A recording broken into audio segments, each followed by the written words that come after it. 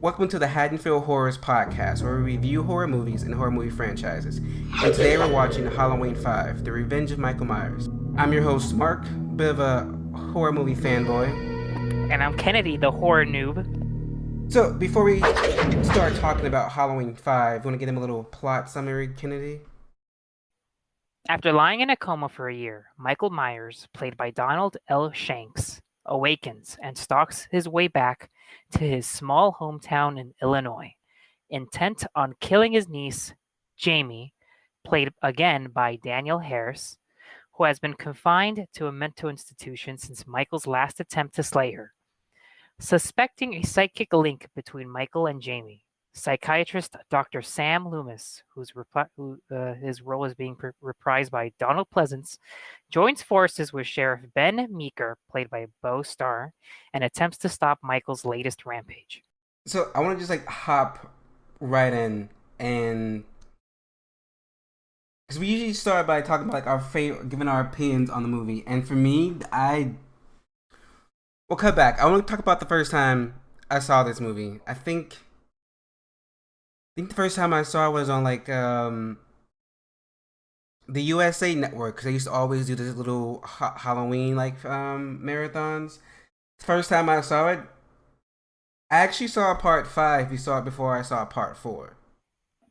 Oh. And I had no idea who Jamie was, but I was going with the story, and out of context of what part 4 was, I enjoyed this movie.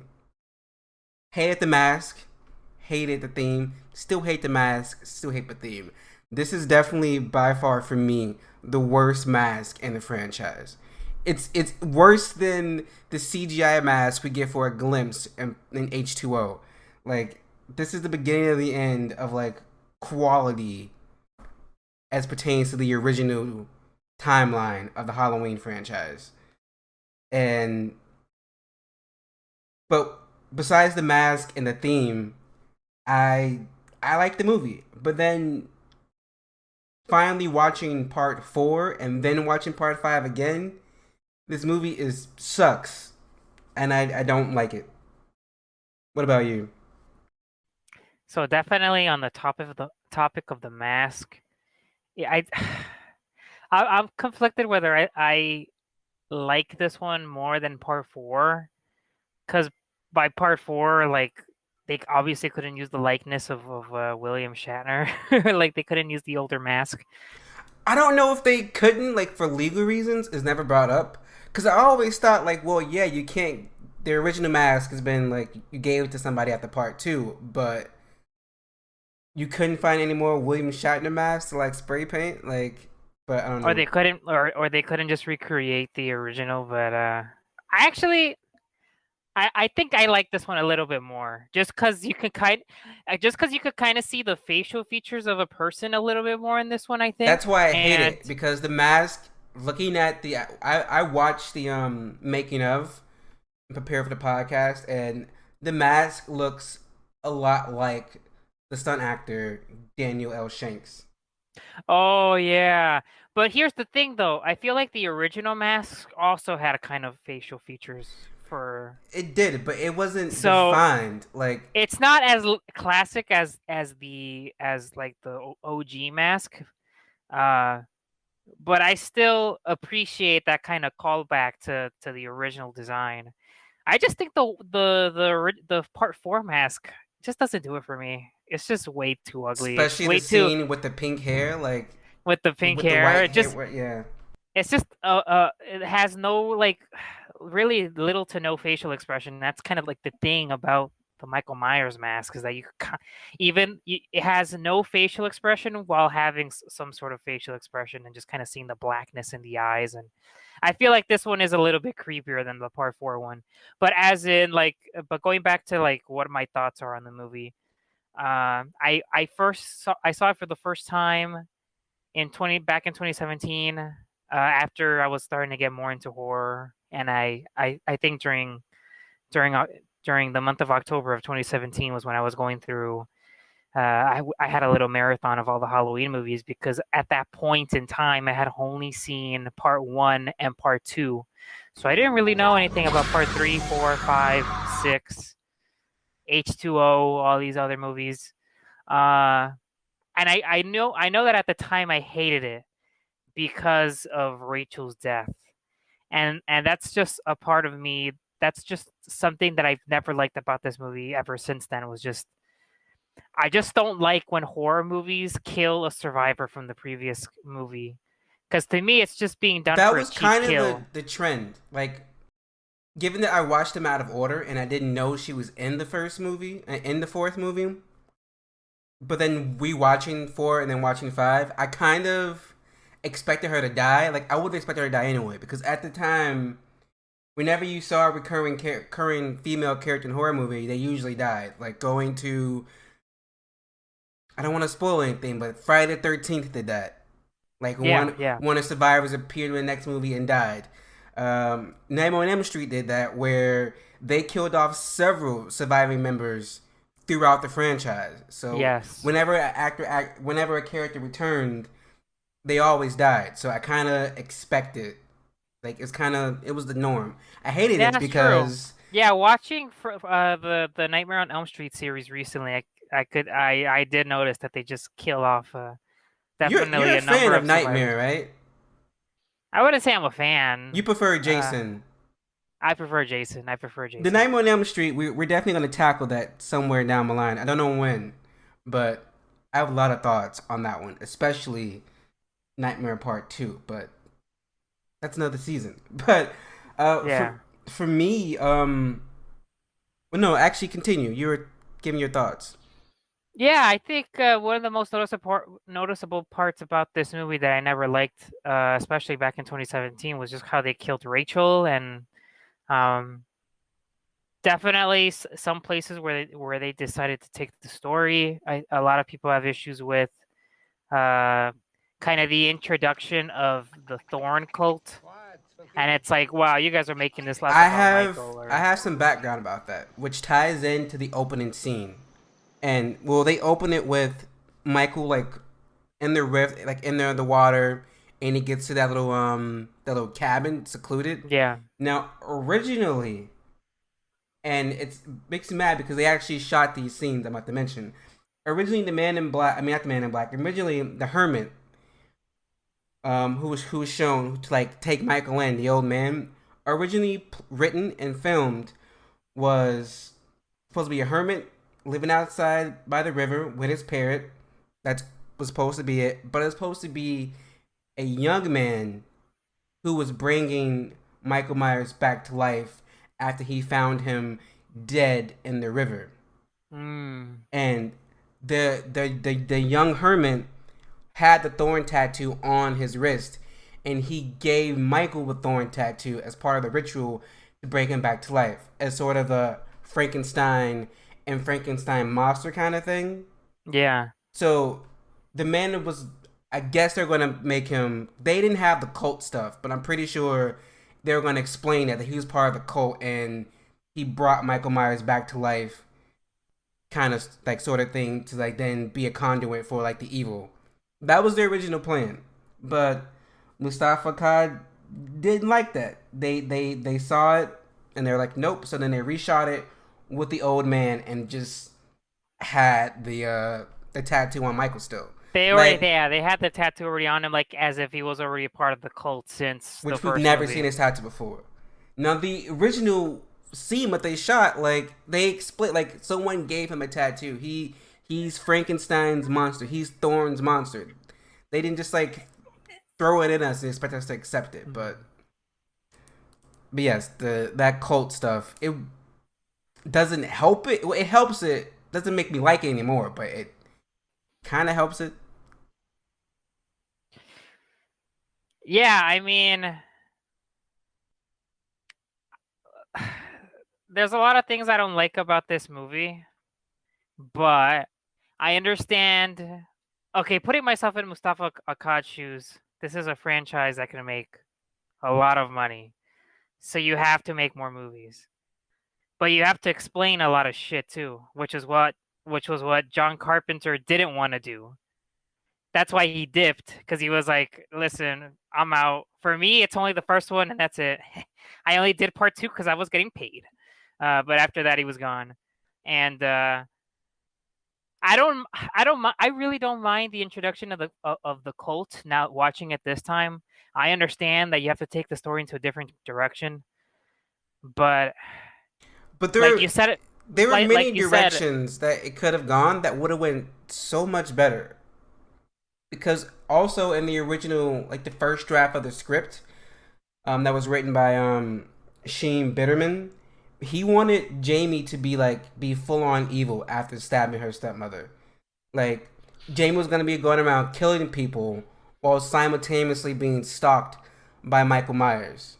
So it became a situation where Loomis is stalking Michael and Jamie, and Michael stalking Jamie, and Jamie is just like running from Michael, but also killing people, which could well, have like, been like interesting.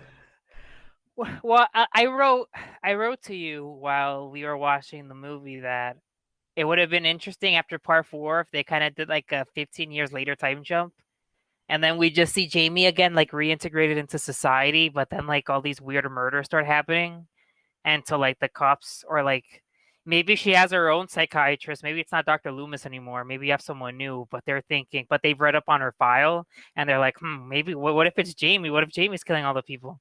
And then from there, you could take it anywhere. Like maybe you actually do write Jamie as the killer, and that's the plot twist, or kind of the more conventional that like thing that they could have done was just like Michael Myers appearing at the end or something. But uh, we came up with Kind of like a better Friday story. the 13th part, like Part part. five sort of thing. Yeah, Yeah, yeah, but yeah.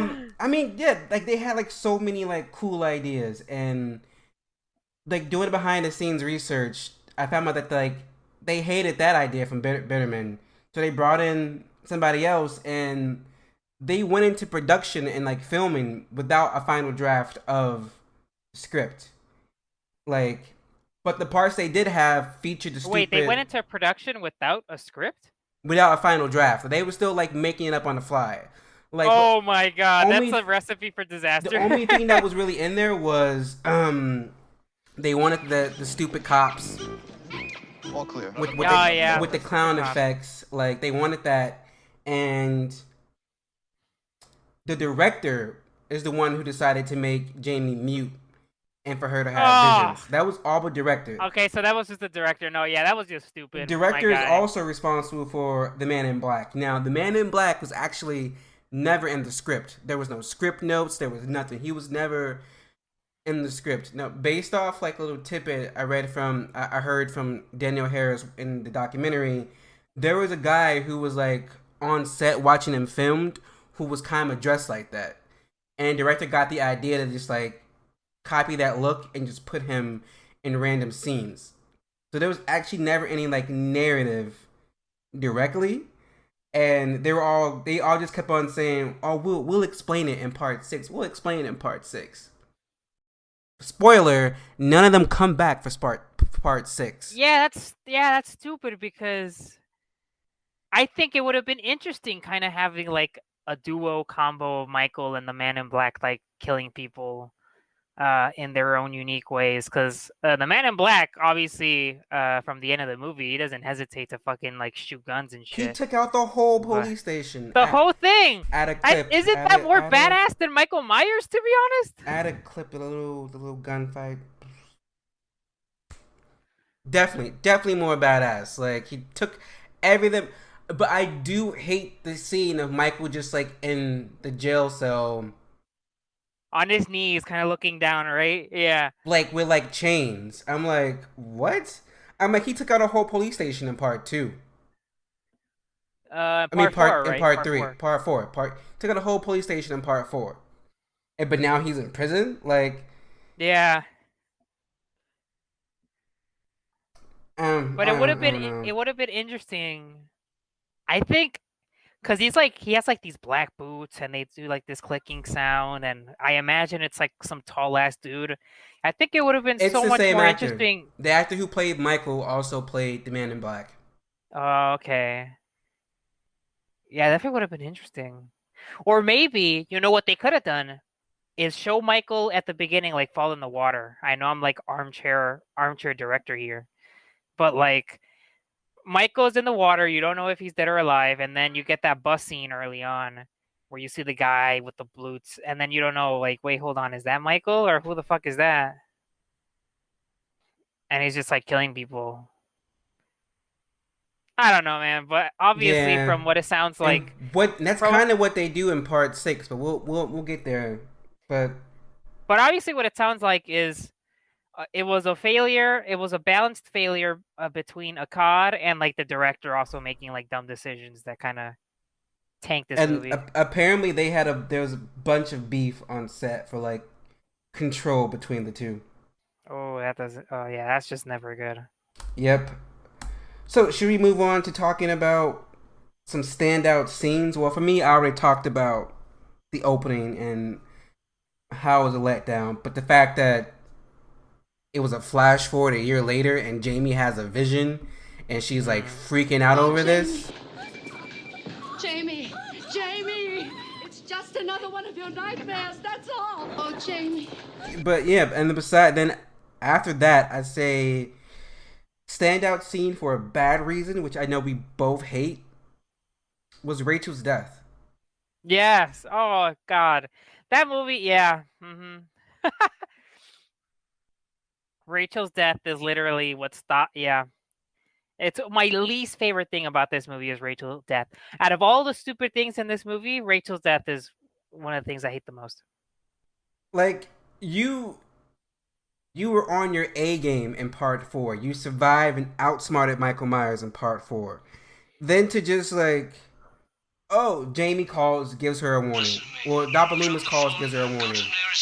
She goes out, she checks it. She sees the door opening, and then she just runs out. The cops come, they're dumb. And then she's like, okay, whatever, I'll go back in. And then she gets stabbed in the chest with a pair of scissors. I'm like, this is not the character who was just kicking ass in part 4. Like, who the fuck is this? And they were actually gonna like, they wanted to like have the scissors be jammed down her throat, but the actress was like, she was to get scissors down her throat, and I just thought that was kind of undignified for such a nice girl. I just thought it was too over the top. Right? Yeah. Well, you know what? That actress, I like that actress. She shouldn't even have come back. You know how Danielle Harris was initially gonna come back for part 6, but then she was like, they told her that she was gonna. Well, actually, I'm jumping ahead, but that was just a disrespectful kill, anyways. I think she was contracted, but I think also the case was. Oh, she was contracted. I think so, but also like they all had got ready to go back to start shooting before the script was finalized. So things were changing on day-to-day basis. That's why this movie failed. At least the even that nurse from H2O like puts up a fight before she dies. Yes, but what about you? Any standout scenes or plot points?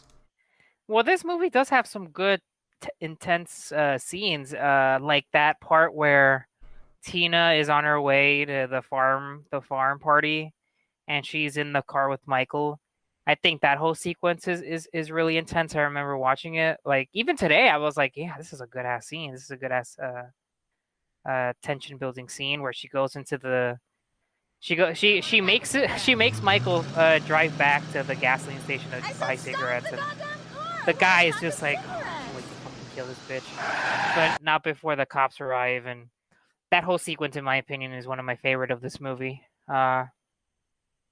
And even the barn sequence later on, when Michael's killing Tina's two friends, and Tina, I like that sequence too.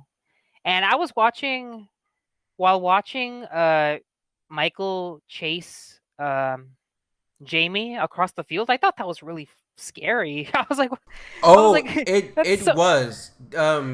Danielle Harris said she had food poisoning during that scene, and she was like very sluggish and could barely run.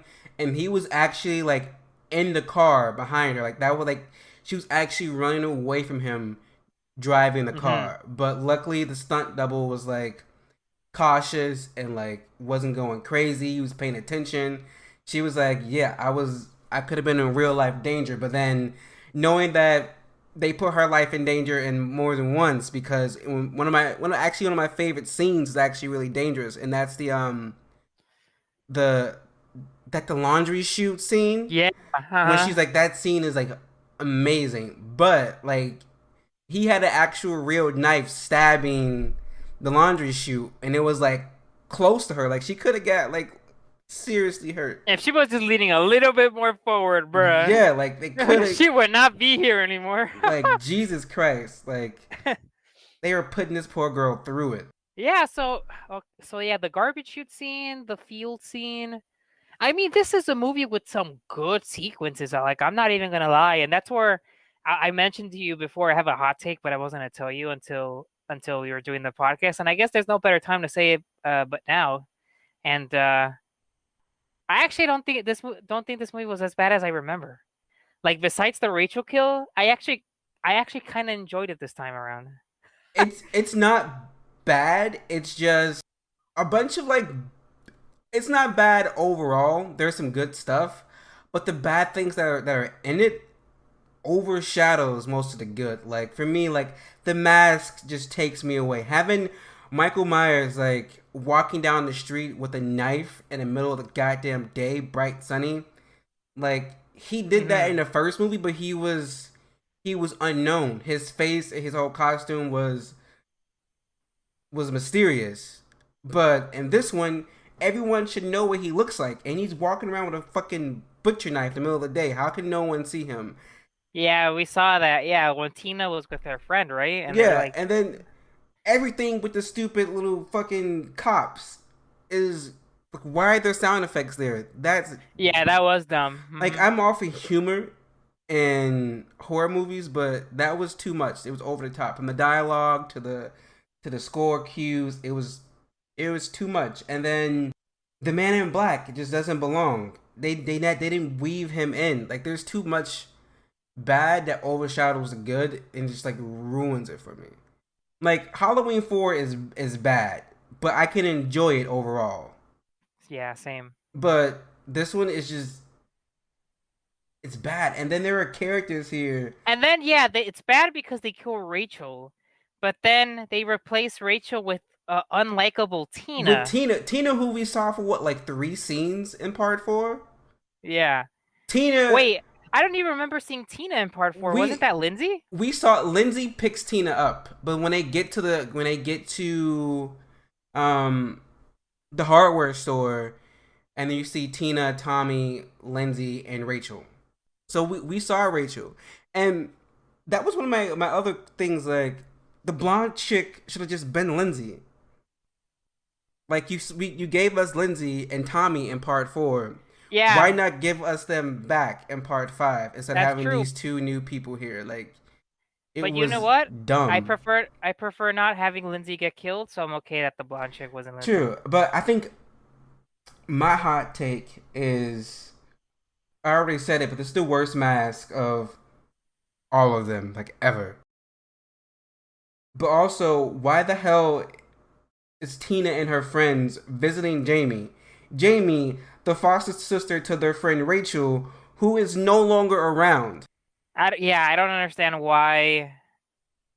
I don't like, throughout this movie, like, Jamie is literally crying for Tina. For Tina, I'm like, in part 4, you barely had 1 or 2 scenes of Rachel, and I was like, of Tina. You barely had 3 scenes of Tina. I don't even remember if we had a scene with Tina and Jamie alone, but for some reason they're connected now. Like, what the fuck is that? And then in part 4, they were foster sisters, but now they're stepsisters. But either way, your connection is with, aka Rachel, is gone. You have no reason to be. You have no obligation to visit your friend's foster / stepsister when she's gone, unless they all got bonded during that year. But then show me that, because all I'm seeing is that Rachel's dead, but now Jamie and Tina are like connected. Like, Yeah. where did that come from? And then after Rachel's killed, nobody mentions Rachel ever again. Like, not Loomis, not Jamie, and not Tina, until the end. Tina went to She went to her house. Yeah, and they just, because Rachel was supposed to leave. She was either gonna leave to go meet up with her parents for a couple days, or she was gonna go to the party with Tina. But she never actually told Tina her decision. Oh, okay. So when Tina went back and Rachel wasn't there, Tina just assumed that Rachel left to go visit her parents or meet up with her parents. Yeah. And I guess Jamie didn't have a vision of Michael killing Rachel, but she saw everything else. You know, I think we'll have to disagree on the mask, because I actually kind of like the mask, to be honest. The eyes are too, like, the eyes on the mask are like too big, and I'm looking at it because I have little the photo from on my screensaver, but it's a horrible mask. I'm not saying that it comes even close to the original at all. Never. Because it really doesn't. But I do prefer it more than 4. Because 4, with all due respect, but it looks like a I don't know, like a it just doesn't work for me. It has like no expression at all, which was not what the original was like. I do think but also the brute mask. It's too defined to me. Like, it has too many features. The whole point was it was supposed to be featureless. Like, like the first one has features, but like with the Part 5 mask, I can actually see a face. I can see someone. Mm-hmm. And with the Part 1 mask until the stint Part 2, it was like a blank face. Like, you saw a face, but it was just blank, scary, mysterious. This blank, pale, emotionless face, and with this mask, I kind of see emotion. I can. It's not. I don't know. It doesn't work for me. I just sent you a photo of like all the masks, and I don't know. I don't like this one. I do think the ones from H2O. We'll get there. We'll get to the H2O mask because there's also issues with that one, but I don't know. Another thing that I mentioned while we were watching the movie was how Michael never fatally wounds Dr. Loomis ever. He has every chance to do it, to finally finish off Loomis, and all he does is like a little stabby stab. I feel like they should explore that, because I feel like pushes him. Because Michael also at times listens to Loomis. Yeah, like in this movie, right? Yeah, like even with the last movie, like there are occasions where Michael just like listens to Loomis, and then he acts. So I wonder if there's like some weird connection there, because we never see Michael interact with his parents in the main timeline. We never see any interaction with his mom and his dad. And so I always wonder, like, does he have like some like familiar like father figure connection with Dr. Loomis? Because you're right, he never actually tries to kill Loomis. No, yeah, in part 2, he just he stabs him a little, gives him a little wound with the scalpel, but doesn't like finish him off or anything. In part 4 at the school, he like pushes him through the door window, and like that's it. And then in this one, he just kind of like swipes him with the knife, and then just like lets Loomis like fall. And that's literally it. If it was anybody else, he'd like be stabbing like 5 times. Like, does that help when it comes to part 6? Given, well, depending on which version of part 6 you watch, I feel like they kind of explain why he never hurts Dr. Loomis. And speaking of Dr. Loomis, one of my favorite scenes are when he is beating Michael with the 2x4. He's just like beating the hell out of him.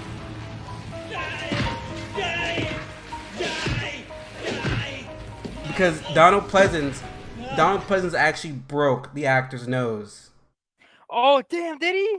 Well, because the side that he was hitting him on originally had like a padding on it, so it wasn't hurting him. But they had been doing it for so long, did so many takes. Donald Pleasence got tired, and he like would accidentally like turn around to the side that didn't have any padding, and then he turned it around to a way when he hit him. It's the scene where he like hits Michael in the face, and it connects. You can actually see it like hit his nose with the edge.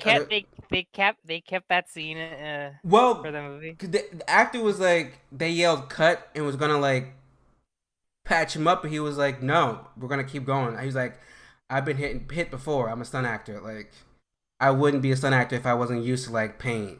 He said he like popped it back in place and went back to work. It's like, I applaud you, sir. I applaud you. That Myers actor is a Sigma male. What a boss. That Myers actor was recommended to them. Was recommended to the director by Deborah Hill. Oh.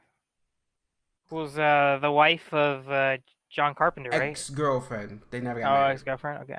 But she was the producer on the first 3 movies. Yeah, I think that actor did a good job. I mean, obviously not like Nick Castle. I think at this point, we kind of moved beyond the subtlety of like Michael Myers, but I still think he did a good job for what it was. Yeah, he did good, and I don't like the face scene. Like, we saw his face once already in part 1. We don't have to keep showing his face, but that was all part of the director's vision. He wanted to make Michael seem more human. So that's when you have like Michael Myers crying and Jamie like, "You're just like me." I don't want this.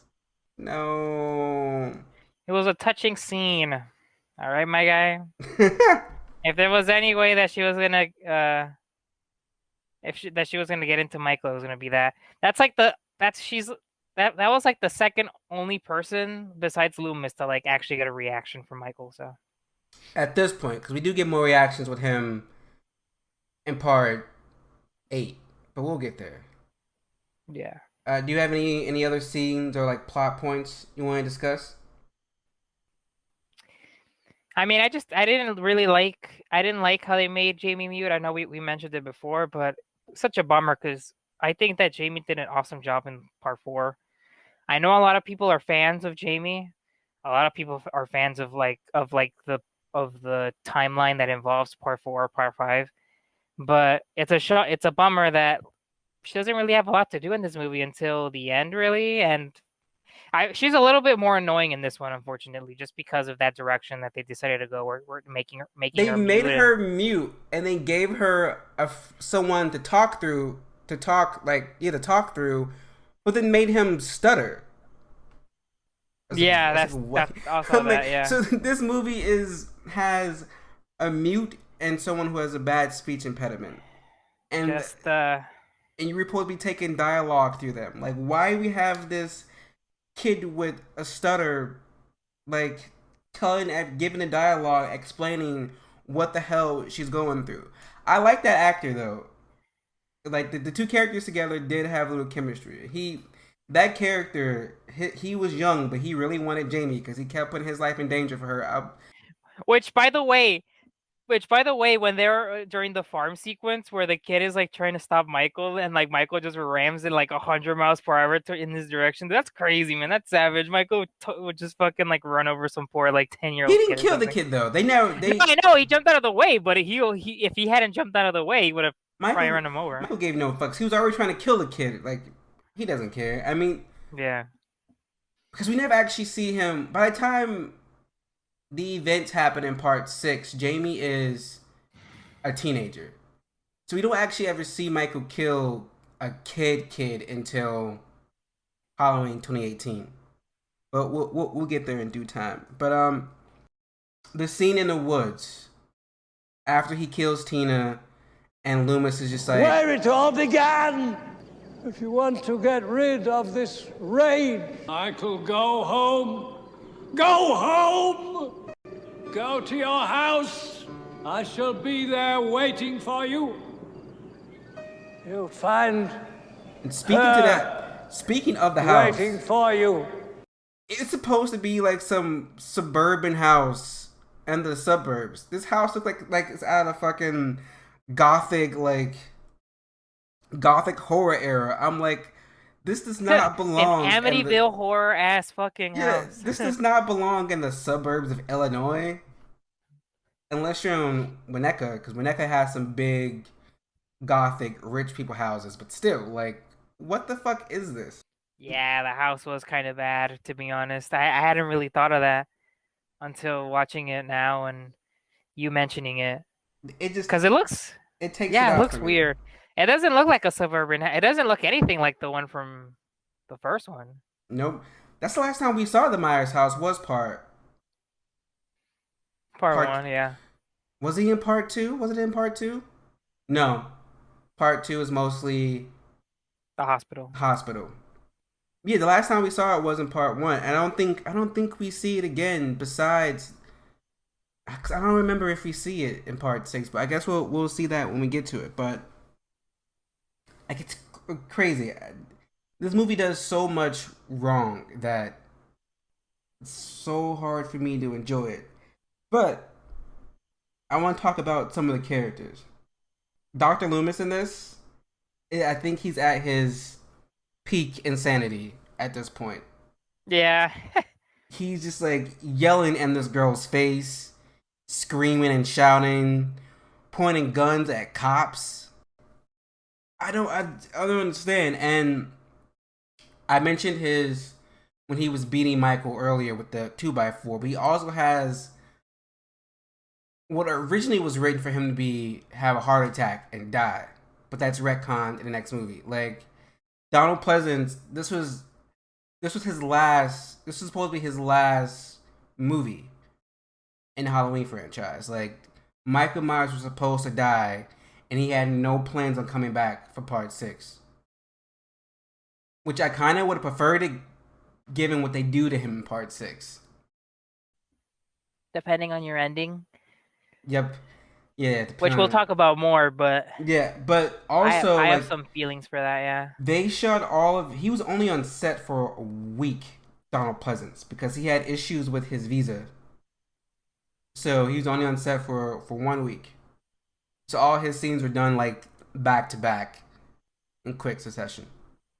Damn. Which made it hard, given that most of the movie took place at night. Also made it hard since they didn't know what they were gonna shoot because the script wasn't done yet. I wonder after that week they were like, oh shit, we could have done. What if maybe the visa kind of played a role in just kind of in the movie being a lot worse because maybe if a director thinks like, oh, well, I kind of want to take this into a different direction. Actually, after like the whole editing process, they can go back and do reshoots. But I guess in this case, you kind of have to deal with what you have in terms of like all the scenes that you shot with Dr. Loomis and kind of fit it into the all the other film that you have. So because we don't see Loomis that much, but when we do see him, he's doing something batshit crazy. And I think, we already talked a lot about Jamie Lloyd. Like, they did her character so wrong. It was played amazingly by Danielle Harris. It's just, they gave her crap to play. Like, so strong in part 4, such a presence. But to come back and, I don't know, they didn't do the character or the actress any justice. Yeah.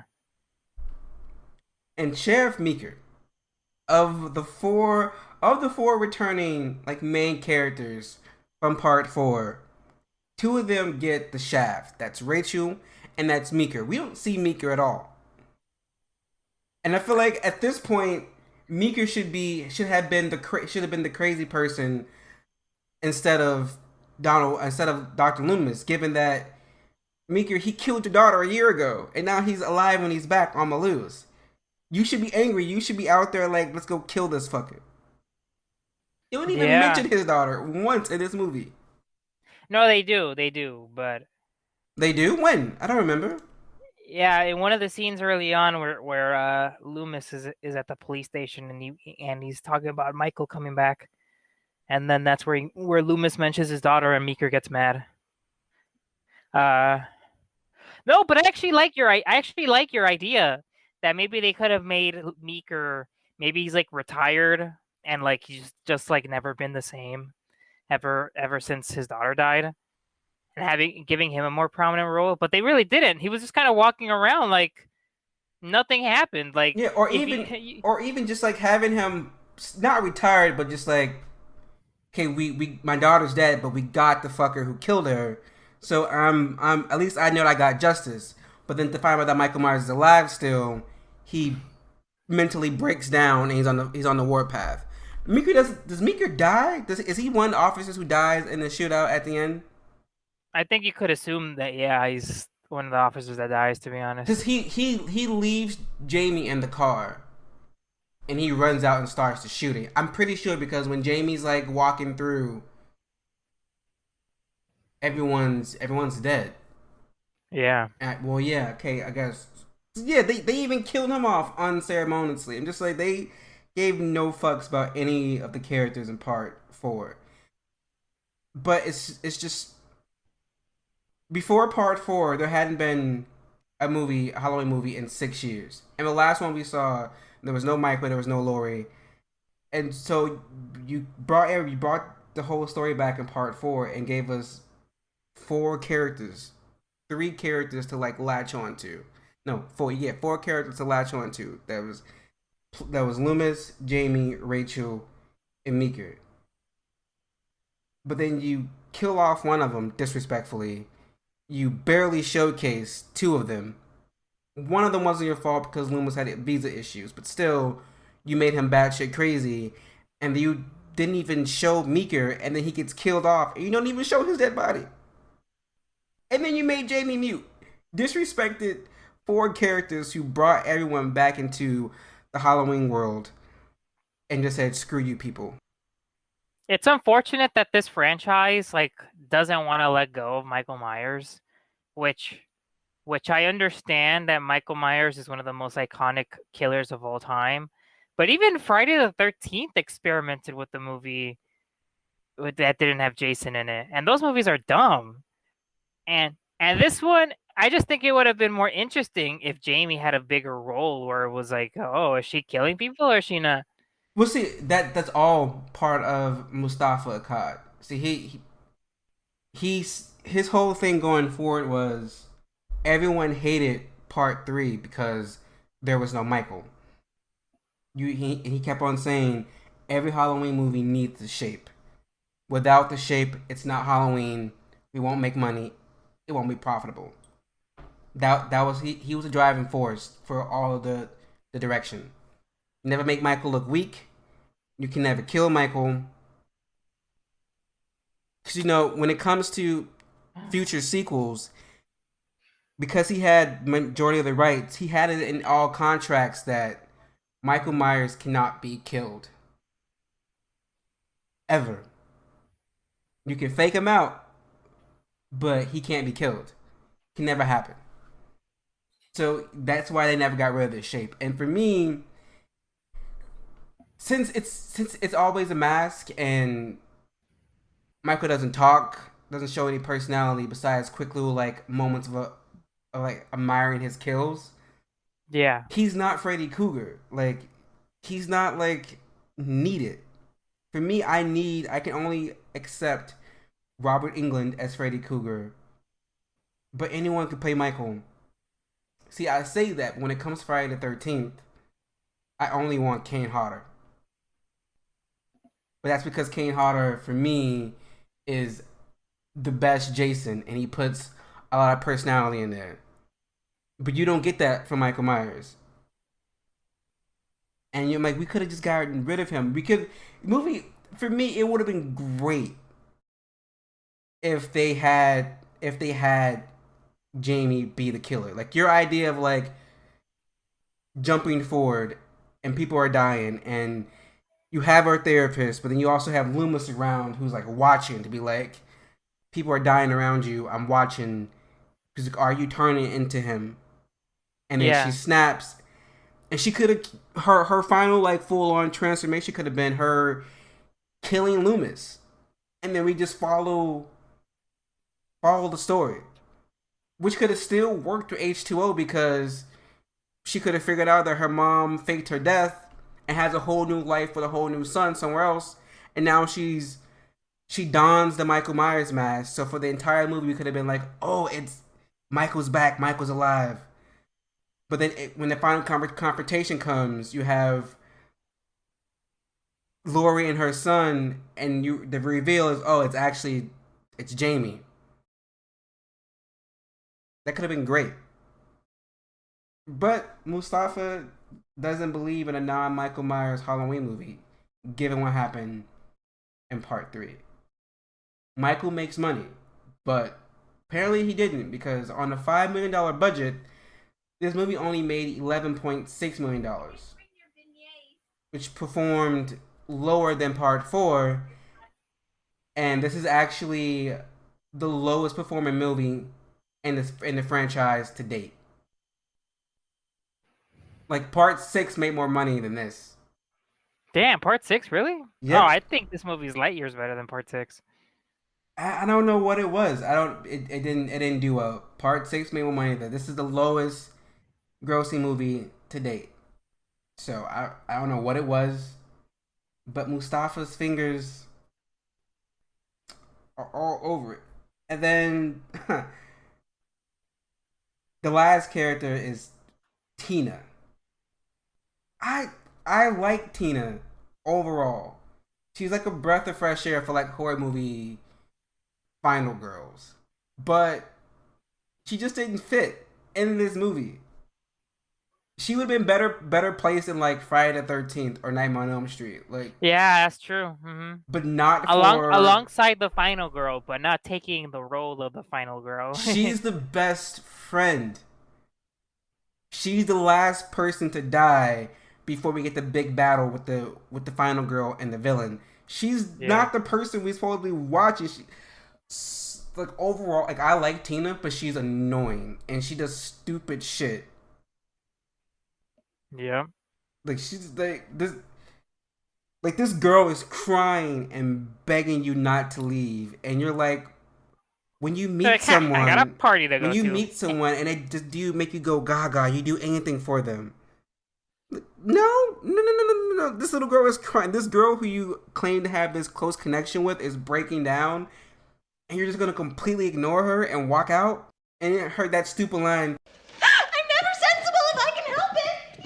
What is this? I don't understand the creative thought of bringing over a character we saw for like a couple scenes in part 4 and making this person the main character. Yeah. Like, who wrote that script? I do know originally, in the original script, Rachel was still going to be prominent. They were still going to kill Rachel, but it wasn't going to be... Rachel was going to die kind of around the same time Tina did in this movie. And that was going to be the blow to finally get Jamie to, like, fight back. Yeah. And then in the script where Jamie was the killer, it was going to be where Rachel was now going to be like the one who's like we have to save Jamie, not kill her, while Loomis is like, we have to stop the evil before it spreads even more. So it's just critics hated the movie. Variety says the movie was pretty stupid and pretty boring, nothing original. Other critics just said this was a failed attempt to keep the franchise going and it should just be ended. Other critics said that it's sad that it became a Friday the 13th movie when this was supposed to be the franchise that spawned all the pale comparisons into now becoming one of them. They were roasting the fuck out of this movie, and people did not Yeah. like it. I mean, I definitely don't like this movie, but it's become more tolerable. It's more tolerable for me because the main timeline, my favorite timeline, is 1, 2, and H2O. So, Yeah, so I can watch these movies as like fan fiction almost. So, final thoughts on Halloween 5: The Revenge of Michael Myers. Oh, final thoughts. So I think it spits in the face of Halloween 4 for sure. If you were a fan of Halloween 4, you're gonna hate this movie. Although there are some people that do like this Jamie Lloyd timeline. So hey, more power to them. Um, I'm one of them. my least favorite thing about this movie, the thing I hate the most, is Rachel's death. But overall, I kind of enjoyed this movie. I tolerate this movie a lot more watching it for this episode. I like I said before, I understand that you have to take you have to do some more explaining. You have to take it into a different direction because you can't just keep making the same movie every single time. And I think the Thorn cult was interesting, and there were a lot of intense scenes in this movie. No one can deny that. We were talking about the laundry chute scene with the real knife, or like the scene where Jamie's running in the field. So there's some really good scenes.